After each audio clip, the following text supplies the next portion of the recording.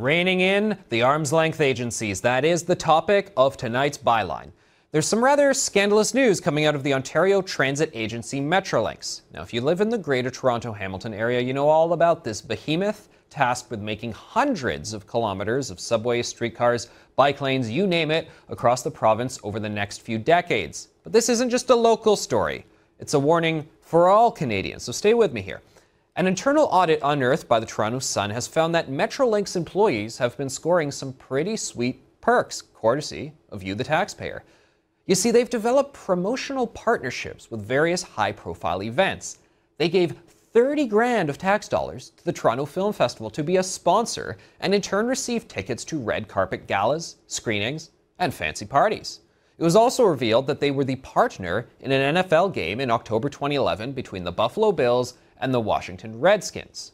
The Strategic Communications Department agreed to the deal as a way to reach out to non-commuters and leisure travelers. That's how a Toronto Sun reporter described the rationale of Metrolinx. So they got dozens of tickets valued at over $200 each because of this. They thought they'd raffle them off to staff to raise money for the United Way.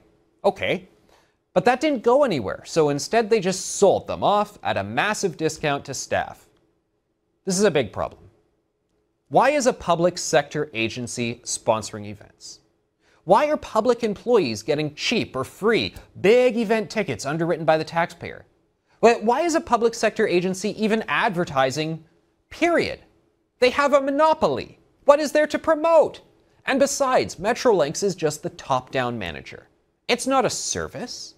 It's not the new name of the Toronto subway or the GO Transit trains. Look, folks, this is worse than those economic action plan ads that spend money to tell you that they're spending your money. This is nonsense. But, and I gotta level with you here, this is not a surprise. Why? Because Metrolinx is an arm's length agency. Every province has them. The feds have them. Ontario has hundreds. Now, they all act like private companies, but they aren't accountable to private owners and shareholders, so it's the best of both worlds. Of course they're going to get up to nonsense like this. Very few of them, let me tell you, need to exist. They could all either be privatized, like the liquor boards, or rolled into an actual ministry that has oversight, like how Metrolinx should just be part of the Ministry of Transportation. That way they don't need separate buildings, logos, a CEO. Oh, the Metrolinx CEO, by the way, he's paid $360,000. Just get rid of it. And the taxpayer needs to fight the creation of new ones every step of the way.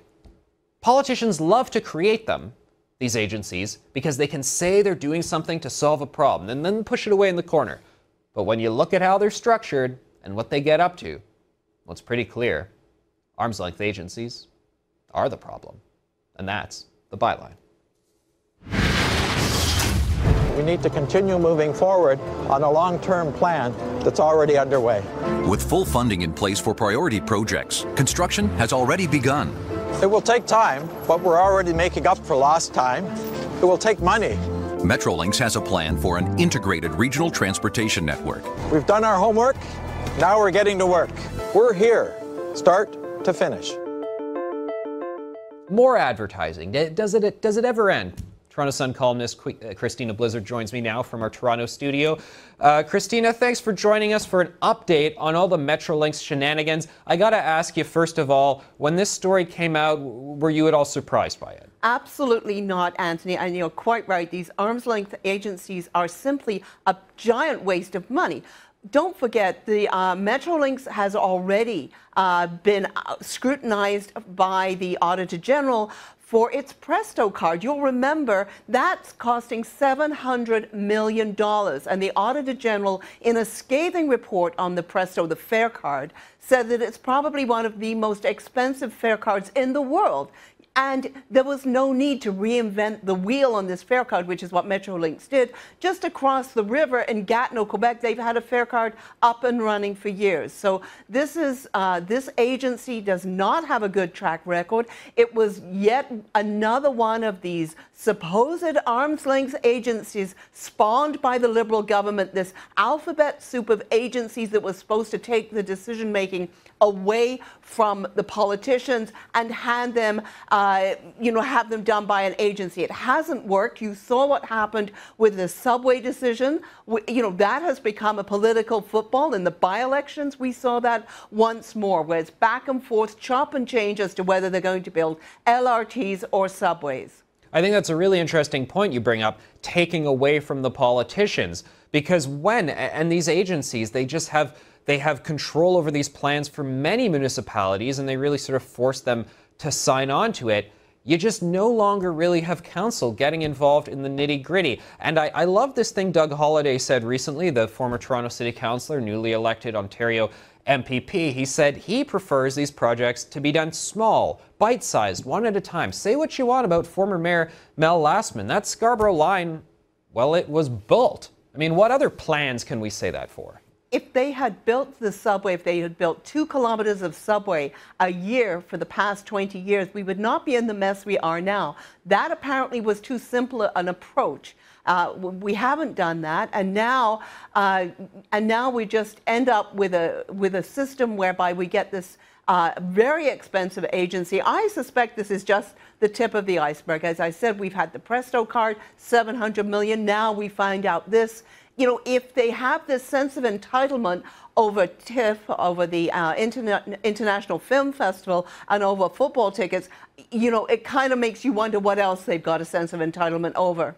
And on that note, Christina, do you remember stories of ministries, so I don't mean agencies, but just staff in ministries, getting really over-the-top perks? Because you see them once in a while, but I don't see too many of them in the way you see them in the mushy middle agencies. Well, absolutely no, and there are now rules in place. Yes, there have been excesses, but you can compare this to what happened with the province's air ambulance system, Orange. That was a perfectly well managed. Ontario air ambulance system was a perfectly adequate system, but they tried to turn that into this quasi-private sort of arm's length agency too. Look what happened to that. That's been the biggest boondoggle of all. Look at the Ontario Power Authority. That was supposed to take decisions about siting power plants away from politicians. Well, we saw what happened with that with the gas plants. So.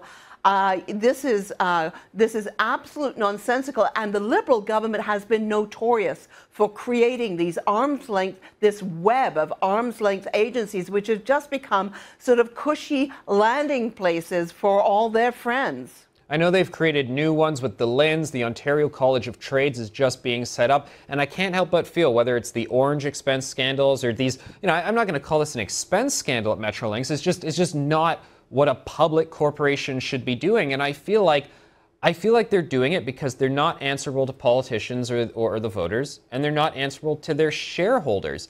I mean, at the end, and I know at the bottom line they are answerable because we can eventually make them answerable through a bunch of processes, but why do they even create these things to begin with? But look at the difficulty we had even getting that information. Our reporter, Sean Jeffords, who broke this story, had to jump through hoops to get this. I have no idea why the Liberal government has been so creative in, making up all this vast web of agencies.